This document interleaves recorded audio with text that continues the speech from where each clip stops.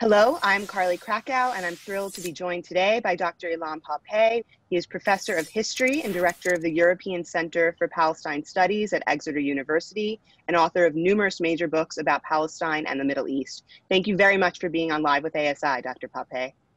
It's a pleasure to be on your program. Thank you. You've spoken about Trump's role in normalizing relations between Israel and the UAE and Bahrain as a symbolic formalization of unjust policy that has tacitly been carried out by previous U.S. administrations for decades.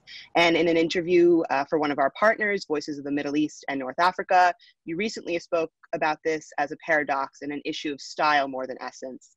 And we must recognize the long history of the U.S. consistently excluding Palestinians from this kind of decision-making. And at the same time, Trump and those who surround him, like Jared Kushner, are escalating and solidifying this exclusion. So in what ways do you see this development as very much a continuation of an old and dangerous record, and in other ways as emblematic of the Trump administration's new and damaging tactics? Yes, as I said, I really think it's a matter of style, and maybe a part of the matter of style. I think the Trump administration accelerates processes that would have taken a bit longer under a democratic administration. I think that it is important to look at this as a historical context and to make sure that we distinguish between style and essence, and between the fact that there is one policy which is very naked and transparent, and one which is filtered through a lot of deception and manipulation. And I think for many Palestinians, I'm not talking about the PA necessarily, but I think for many Palestinians or people who support the Palestine struggle, dealing with the naked truth is much easier than dealing with layers of fabrication and manipulation. And therefore, I think nothing should change in what Palestinians should do and those who support them should do, regardless of who is in the White House. Would you be able to speak a bit more about how these agreements are being narrated? And I think you would agree, based on what you've said before and just now, often being narrated misleadingly. Words like historic are being used by leaders of these countries, and referring to this as a peace deal suggests an unprecedented development, when in fact, as you've said, Israel has had informal working relations with both of these countries for years. And now these relationships have been formalized without a Palestinian voice, without any concessions asked of Israel by Arab nations for this recognition. And Bahrain is believed to, of course, be able to do this only with behind-the-scenes approval heavily from Saudi Arabia. So could you speak about what you think the longer-term impact of these agreements will be in the coming period, regionally and internationally, and connected to that in terms of critical questions about human rights for Palestinians? Yeah, definitely. Well, the only historical thing that happened is that another two Arab regimes joined a historical process by which they ignored the Palestine question and put ahead of them their own interests, for good or for worse. It's not an historical peace treaty because these are not two countries that were at war with Israel. So there's nothing historical about that. As for the process in the future, I'm afraid there will be other Arab regimes who will do the same. But I think that the issue here is much wider than ignoring the rights of the Palestinians. I think the issue here is the essence of democracy in the Arab world. We have here regimes and governments and rulers who pursue policies, whether domestic or foreign policies, without any consultation with their own societies, without any care for what their societies want or think about it. And some of these regimes, when they hear criticism, as we know, they clamp down very brutally on those who dare to suggest a different or alternative way. And in that same recent interview I mentioned, you made the point about a period of 10 years being like a second in the scheme of history. We're all very familiar with your expertise and the many contributions you've made in this field in history. And you were referring to the perception of a series of negative outcomes in past years and the effort for Palestinian justice and freedom in the context of international politics and diplomacy, as you've been discussing. And you said they keep looking for the key where there is light, but not where they actually lost the key. And could you say more about that and where you think the key is lost, to run with that metaphor a little bit?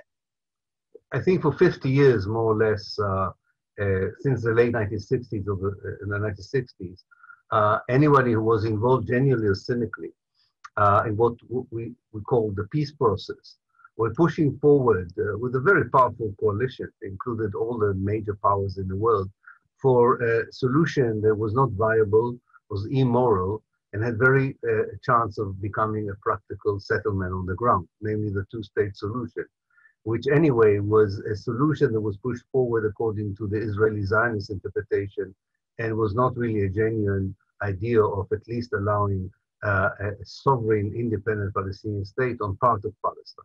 As someone used to say, this is a peace process to nowhere. And this is the light. This is where the light was, not where the key was lost. The key is lost when we understand that Zionism is a settler colonial movement. And we have here a clash between a third generation of settlers and a settler state, in many ways also an apartheid state, and an indigenous native population that has been engaged with an anti-colonialist struggle for quite a while. And the only way of solving this issue is by decolonizing the whole space of historical Palestine and building together a democratic state for both the settlers and the indigenous native Palestinians.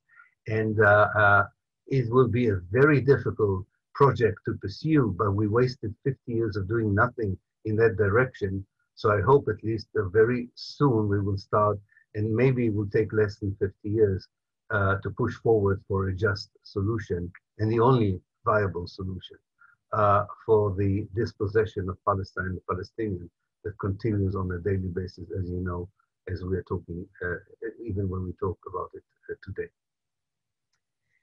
Thank you. And I also wanted to ask you, you've spoken about the ethnic cleansing of the Golan Heights and how that created a territory without a so-called demographic problem. And perhaps you can explain that a bit more for us, but meaning an area where Arabs are not the majority of the population, to put it concisely, bluntly. But could you explain that a bit further for us and what we're looking at with that right now?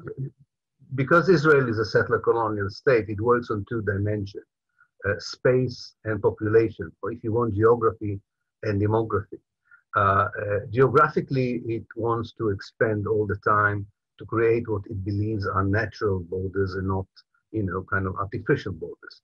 It may be the Litani in the north of Lebanon, the south of Lebanon, the Golan Heights, the Jordan River, and the Sinai Peninsula. This is their idea, the Israeli strategic idea of a safe, viable state. The problem of achieving it was never any Arab resistance. They had the military power to take any part of the Arab world they wanted to. The problem was that there were populations in there, mainly Palestinians, but in the case of the Golan Heights, also Syrian population. In '67, under the nose and the eyes of the world, they did a very quick ethnic cleansing operation from the Golan Heights, leaving a very small number of people who lived there. And therefore, it never became an issue for domestic politics in Israel, where people keep debating what is the best way to keep a territory without the people. Do you give up some of the territory, as what is called here the left suggests, or you keep the people in the territory, but you enclave them in Bantustan and in an apartheid state? This problem never occurred in the Golan Heights because the ethnic cleansing there in 1967 was almost complete, more than 100 villages, more than 100,000 people. Thank you so much, Dr. Pappé, for giving us some critical context for these current developments. And I really appreciate you being here. And it's a pleasure, and very much looking forward to speaking more in the future. Thank you. Thank you very much. I enjoyed it. Thank you.